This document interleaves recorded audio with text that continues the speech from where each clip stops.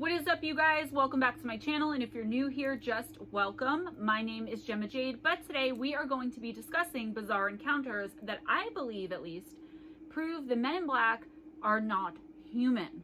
So, I've discussed the men in black and the women in black, as well as the black-eyed kids, many times on this channel, in videos, and just in random chats as well. These phenomena absolutely baffle, fascinate, and terrify me all at one time. I sincerely can't get enough about them, and that's why I will be writing my fourth book on the black-eyed children, and eventually I'll be writing one on the men in black, the women in black as well, obvi. My purpose of this video, though, is to just bring you some of the many encounters where I believe it's very obvious and quite evident that an MIB and almost certainly their female counterparts aren't human at all. I bring this up because there are so many people out there that still believe the men in black are simply a form of government in the United States especially, who are above everyone else, including the elusive and oftentimes shady CIA. I never believed this simply based on the things that I've heard the MIB do and how they look and how they act as well. Could they be working for the government here or somewhere else in the world, specifically to silence witnesses to UFO and extraterrestrial phenomenon? Sure. However, if this is the case, you will still never convince me they are human agents. So let's dive right into some encounters, and at the end, you can all let me know what you think in the comments below. Keep in mind, though, that these encounters aren't only to prove that these men aren't human, but it's also to prove that some of them are flat out monstrous. They are almost always ghoulish, pale, and bug-eyed, but these encounters take the strangeness and terror to a whole new level. Let's jump in. In November of 1980, there was a man named Peter Rochwick, and he had just written quite an enchanting account of his encounter with a man in black. He was working on his PhD thesis in folklore and was doing some research at the University of Pennsylvania's library. He stated first that, quote, "It was a very strange day weather-wise, with erratic shifts of rain and wind and sun. It would get very blustery, and then it would become very calm. It was approximately 4:30 p.m. and already on the dark side," end quote. Peter was still studying as night fell and at first wasn't aware of the almost imperceptible shift in the energy around him. This is always evident in encounters with all of the entities I mentioned above. However, when he looked up, he saw a very thin, gaunt, and creepy-looking man somewhat looming over him. This man wasn't pale like we find in most men in black encounters, though, and he was described as having tan skin with black greasy hair and eyes that were very much sunken in. He also had a strange accent that Peter couldn't specifically place. It sounded a little like he had a European lilt to it, but not really exactly. It was almost as if someone were imitating some English accent they had heard sometime in some old-timey movie and didn't even bother to perfect it to try to make it sound authentic. The stranger also wore one of those super duper thin string ties that are still kind of popular in the southern United States, like in Texas. I don't know if they're popular in England, though. My friends from around the pond, let me know. Those string ties, those cowboy ties. Do I need to tell you what color the man was dressed in? I think not. The stranger also asked our witness what he was working on, and Peter responded that he was now researching the UFO phenomenon. The man in black then asked if our witness had ever seen a UFO firsthand. Peter seemingly annoyed and very much agitated the man when he responded that he is more interested in the encounters themselves than to whether or not the crafts actually belong to extraterrestrials. The man in black was pissed, and he said very loudly and seemingly very full of rage, quote, "Flying saucers are the most important fact of the century, and you're not interested?" End quote. Then the now sitting man stood up, quote, as if mechanically lifted, end quote, and put his hand on Peter's shoulder. As he walked away, he turned his head and said to Peter, quote, "Go well in your journey," end quote. However, he did say it kind of begrudgingly, according to Peter. The stranger walked off and out of Peter's sight, and the man went on about his business and research. The encounter stayed with him, though, and that's for obvious reasons. Our next encounter takes place on a Saturday in 1976, September 11th, and in Orchard Beach, Maine, to be exact. This one some of you may have heard before, but it illustrates the point of this video far too much for me to leave it out. Herbert Hopkins was doing some research, and in the interest of saving time, I'm going to very much shorten this encounter, so check out the other videos I've done on the Men in Black, specifically the first one, and that's where I'm pretty sure you'll find this encounter in full. Anyway, Herbert opened his door and was immediately ill at ease with the man that was standing before him. A man who he claims called him only seconds earlier, claiming to be a reporter and asking if they could meet. With only very old landline phones that worked much differently than even today's, he was also curious as to how the man in black had gotten there so quickly, though he didn't know at the time what he was dealing with, at least not exactly. The man was described as being dressed all in black with, quote, dark and hostile eyes, end quote. The hatred was almost literally beaming out of this guy's eyes and searing into Herbert Hopkins. The alleged man was also wearing an old-fashioned, even for the 60s, fedora-type hat. It didn't take more than a minute or two before the man in black made it very clear that Herbert needed to stop his research and everything else he was doing in the field of ufology if he knew it was good not only for him, but for members of his immediate family and loved ones as well. We should all be familiar with these not-so-veiled threats by now that always seem to be made by the men in black. Someone brought up to me once that they believe the men in black are extraterrestrials simply because, despite these threats, they're not known to have ever actually hurt or killed anyone. This is a side note, guys, but it's a very, very dangerous stance for that person to be taking, and I'll tell you why. For one, would we ever really even know if these quote-unquote men had in fact carried out their threats? And two, not all extraterrestrials are incapable and without the desire for hurting or killing off the human race. All right, getting off track. So, this stranger threatens Hopkins and tells him to stop his private research and public talks, to stop everything and just let it all go, never even mentioning it again. Not only that, but he was told to destroy everything he already had and not to speak of it, even in the privacy of his own home. Something about this entire experience told Herbert that this entity or those like him, or possibly even who this one was working for, would know without a doubt if he ever uttered another word about any of it, including in the privacy of his own home. This extremely malevolent man in black clearly wanted to add a whole other element of terror to this encounter, and so he told Hopkins to go into his right pocket and remove the coin from it, which Hopkins did immediately and without a second thought, almost as if he were compelled.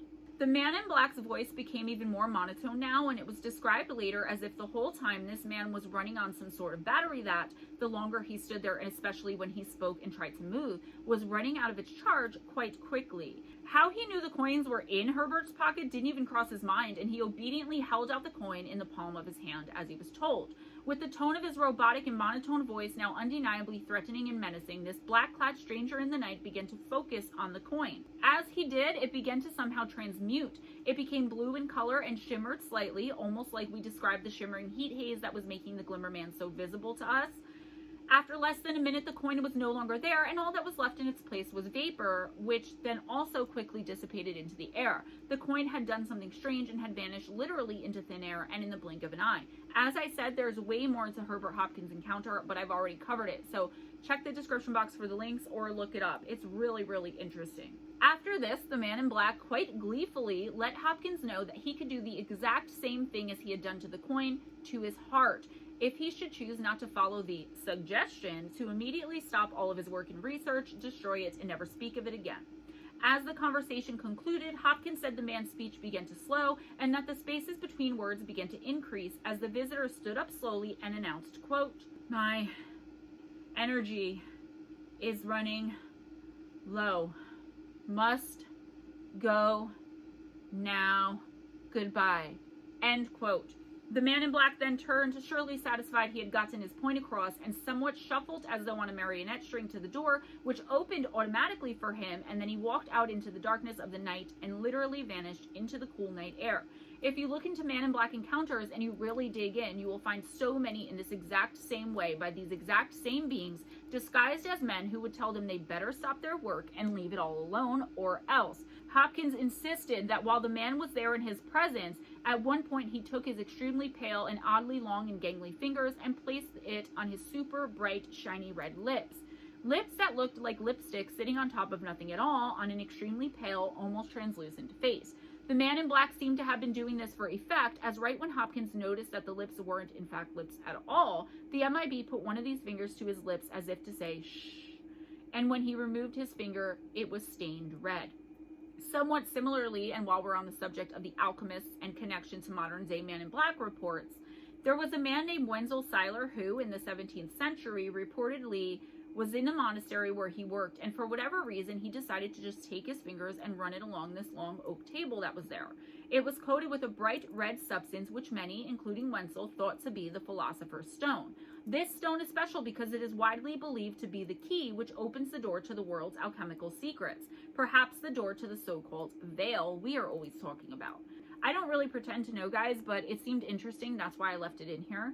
The man in black who visited Hopkins was perhaps playing some sort of game with him. It's believed this particular entity was dropping more than a few hints that there is a very real connection with the MIB and alchemy itself, transmutation of coins and metals. If this next one, assuming you believe it's true because that's how out there it is, doesn't make you think that the MIB and WIB aren't human at all but just something else posing as humans, then I don't know what will.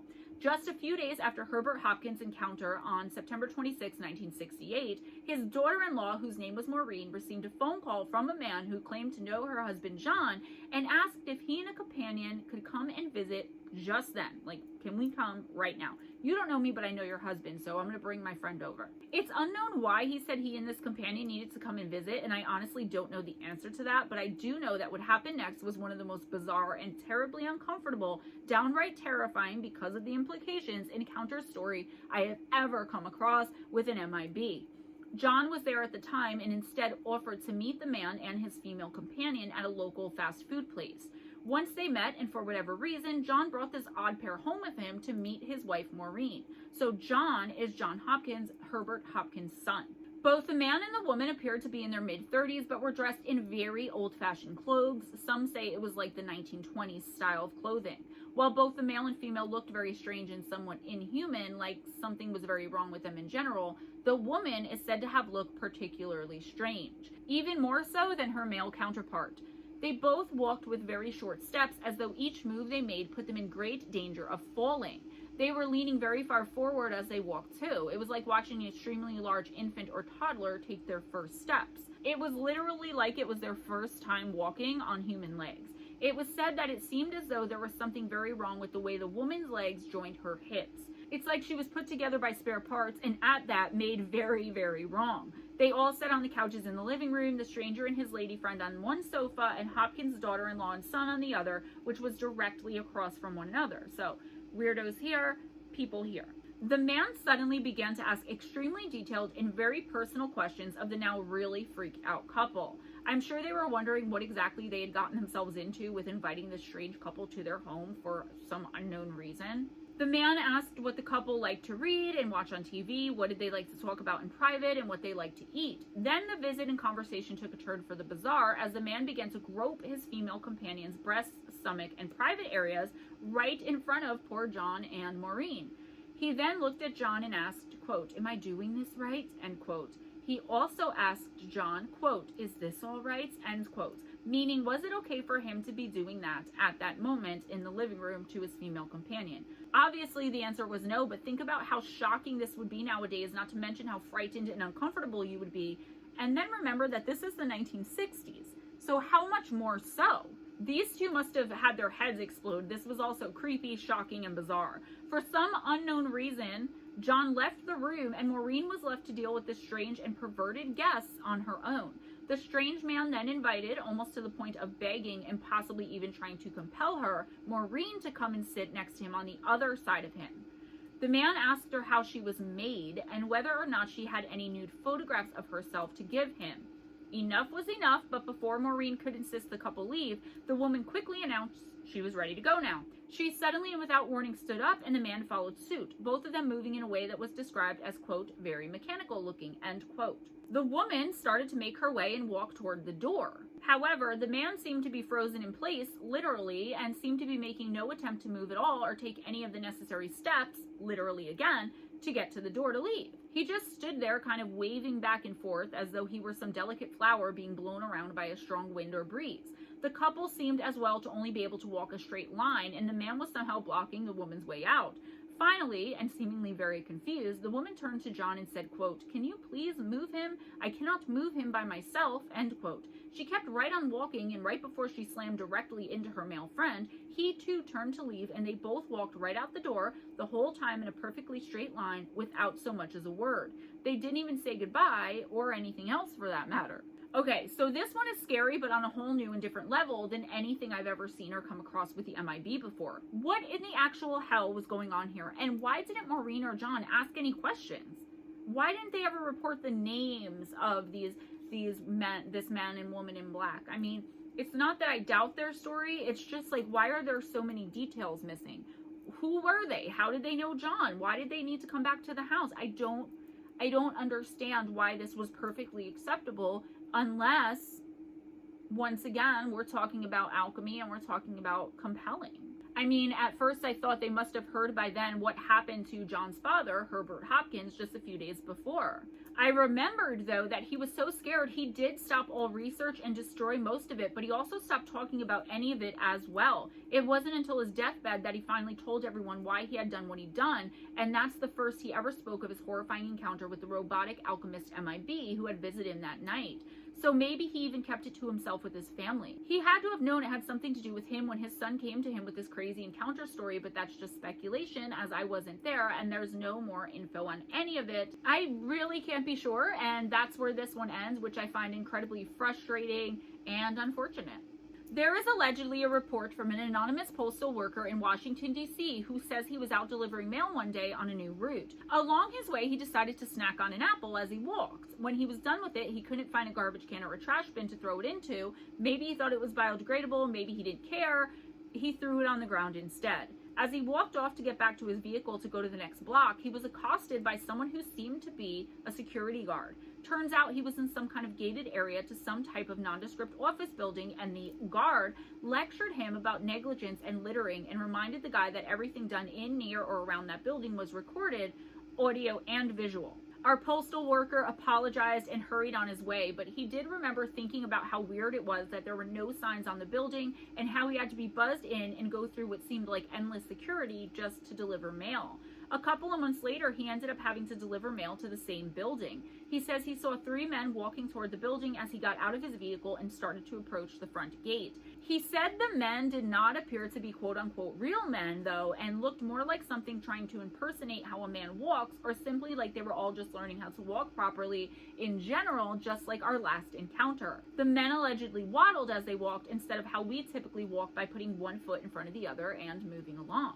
He also stated that though the way they walked was weird, it was nothing compared to how sickeningly thin these men were, and that their thinness terrified him for some reason because it was so incredibly unnatural. Almost like Bones had somehow stood up and put on a black suit and decided to pretend it had skin again for the day. So he went up to the front and rang the bell to be buzzed in, and when he did, he was greeted by those 3 men he had just seen just a few moments earlier. And though they hadn't seemed to even be aware of him just minutes ago, they were now very aggressively drilling him on what he had just seen when he entered the building, probably meaning the way the guy was walking. The guy knew they were talking about his seeing how strangely they walked and looked, but decided smartly to play dumb and pretend like he had no idea what they meant because he hadn't seen anything. Eventually, he was let go, but within a week, he had a whole new route where he never would have to deliver mail to that building again. This is where this encounter always ends, but I don't accept that. I mean, this just proves even more to me that literally everyone in the government is quote-unquote in on all of this extraterrestrial stuff. Who called the Postal Service and said the man had to be removed? And more importantly, at least in my opinion, why did the United States Postal Service feel compelled to comply with who or whatever this was? We'll never know. Another anonymous man came forward with quite an interesting encounter from Washington, D.C., this time from the State Department. He says he was bored with sightseeing and wandered into the State Department on a whim, and really for no reason at all other than out of sheer boredom. However, once he was in the lobby for more than just a few minutes, he had the thought, by the way they were staring him down, that security was getting suspicious of him and his business there, of which he had none. He claims that as soon as he had the thought to leave, the security men came over to escort him out of the building, and that was that. But it wasn't. The man claims that he saw something that day in just those few minutes he was in the lobby of the State Department that will stick with him forever and never leave him. He heard the ding of the elevator and it opened with 5 men getting out of it. 2 of the men looked like professional businessmen and were wearing the typical MIB attire, except instead of black, they wore all gray aside from the white shirt. Side note, I'm currently compiling enough research on the subject of men in gray because they come up almost as much as the MIB lately. The other 3 men that got off the elevator, though, were described by our witness as, quote, looking cartoonish, end quote, because of the fact that they wore black hats pulled down completely over their eyes to the point where they shouldn't have been able to see. They were wearing incredibly long black trench coats in the middle of summer. As they passed by our witness, one of the stranger-looking men in the trench coat somehow lost his footing and fell smack dab onto the marble floor, dropping his portfolio as he fell. Our witness was nice enough to try and help this man up and said he seemed unusually weak, and it seemed as though he had a very thick layer of something akin to wool underneath the black suit pants that he was wearing. What our witness found most incredible and bizarre, though, was that the entire time from when he tripped to when he hit the hard marble floor to dropping his portfolio with papers going everywhere and then right up until he was helped up, the man's expression never, ever changed. It was exactly the same. There was no change at all in the somber, unsmiling, and rigid mouth where there should have been at the very least an expression of surprise or even a cry out when his terribly weak legs or knees hit the hard ground. There was nothing, though, and this was scary to our witness for obvious reasons. As he went on to help the man pick up the portfolio and papers, he says he saw some kind of coin made from strange metal and with symbols and writing on it that he couldn't identify even after researching. One side of the coin had a face that was seemingly half man and half wolf, and the other side had 2 crescent moons with some sort of navigational lines. Alright guys, so this last one may just be the creepiest one of all.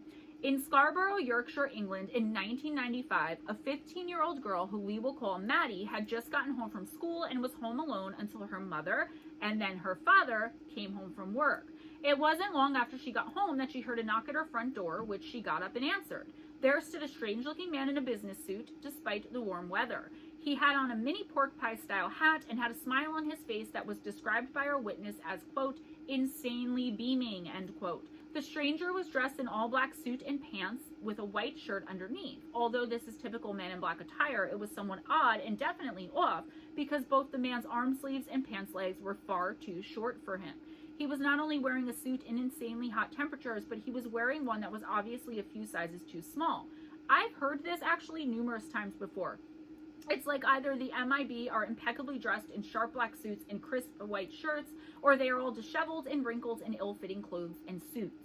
Maybe it depends on which planet or star they come from, as I'm sure, like with everything else, some of them at least have to be new to this, right? I mean, they can't all be experts in being human. They have to try out their human suit for a little bit. That's how I see it. I'm sorry. That is like what pops into my head, and I just go with it.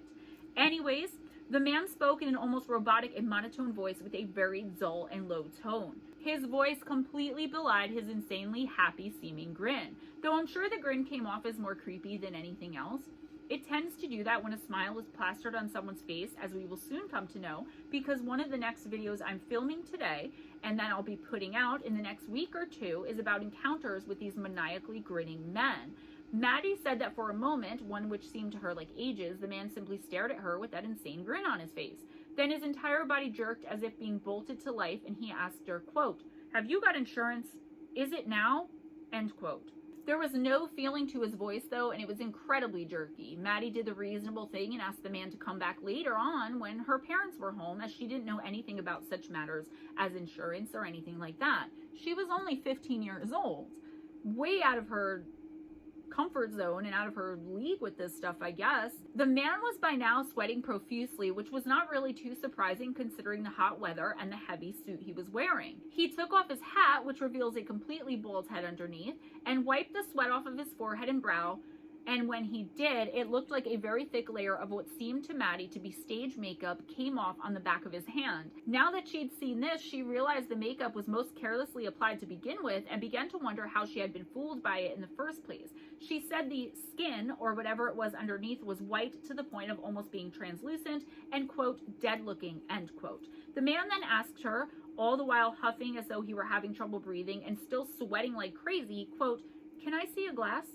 of water?" End quote. At this point, and as we have seen so many times already, his gaze was still completely fixed, and that ear-to-ear creepy grin was still shellacked across his face. Maddie was a sweet girl, and she worried the man might pass out right there on her doorstep, and so she invited him in and told him to have a seat, which he did. This is when she noticed his shoes were on the wrong feet, and that he walked as though he were some sort of marionette who was missing his strings. Maddie got him the glass of water, but when she returned to the living room where she had left him sitting, he was now standing upright by her fireplace and gazing at a carriage clock that sat there as a decoration on the mantelpiece. Maddie explained, quote, "He made me so nervous I started to blather. I told him that the clock was my father's retirement present, which seemed to be some huge revelation to him. He stared at me, still smiling, and said, 'It is your father's time? Is it here and now?' Then he took the glass of water and just looked at it. I realized that he'd asked if he could see a glass, and that's what he was doing. After scrutinizing it in a sort of polite way, he handed it back, having not even tasted the smallest sip, end quote. This salesman seemed mesmerized by the carriage clock. He stood tapping it repeatedly, musing, quote, your father, his time, end quote. At that, the stranger turned around and screamed, quote, watch the lights, end quote, and then turned back around to give the carriage clock one final pat and smile. He then, very awkwardly, made his way to the front door to see himself out. Maddie had to run to open the door for him and got there, or so it seemed, just in time, as it looked as though the stranger was ready to walk directly into it. He hadn't reached for the doorknob or anything and was just going to keep right on going. After shutting and locking the door behind him, Maddie ran to the window to see if the man was going to go and visit any of her neighbors or to see what kind of car he had gotten into. However, the man had seemed to have disappeared in a matter of those mere seconds. As Maddie sat there ruminating over the experience he had just had, lights suddenly appeared right there in front of her in the living room, a little cluster of them all brightly dancing across the room as though to some melody unheard by Maddie. Within just a couple of days of the visit, the clock the stranger had so admired stopped working, and there was nothing that could be done to fix it. However, Maddie claims that one night while she and her family were watching a TV appearance by Uri Geller, the clock then started working again, all on its own, and there have been no problems with it ever since. That's all I have for you today, guys. Please give this video a big thumbs up if you enjoyed the content and hanging out with me. Spread the love by sharing this video and subscribe if you haven't already. Please check out the description box for links to our Wednesday night, myself and Ghost Dragons Live Intuitive Oracle from 7:15 to 11:15 p.m. Eastern Time, as long as we have people to read for. Come on in, hang out, get you a free reading or for donation only, whatever it is. Links to donate to the channel, PayPal, Cash App, Vero.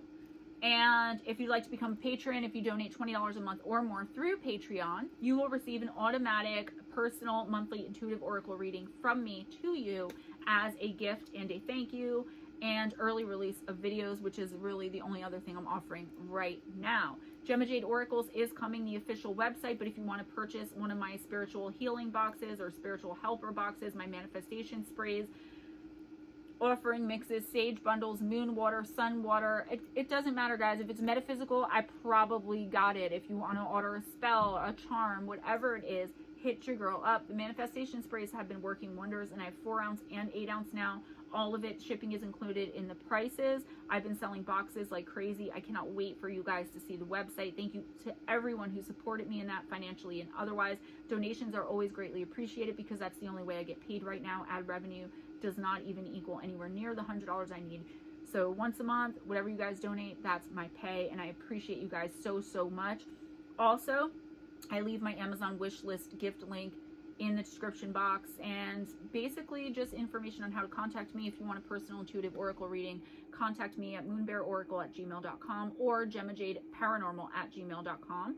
I am going to be in the TMP Press magazine one more time for the Halloween issue. I'm super excited. Pick up the first issue at tmppress.com, the second issue, and the owner of that magazine made a coloring book, which is about to debut in October, and there is a page to color of me. I haven't seen it yet, but I'm waiting for my copy. I just want to thank him so much, so much. I'll probably tell you guys who it is next time. It's someone who I hope to work with much more often and who I just absolutely have become a huge fan of, but I don't want to blow up his spot.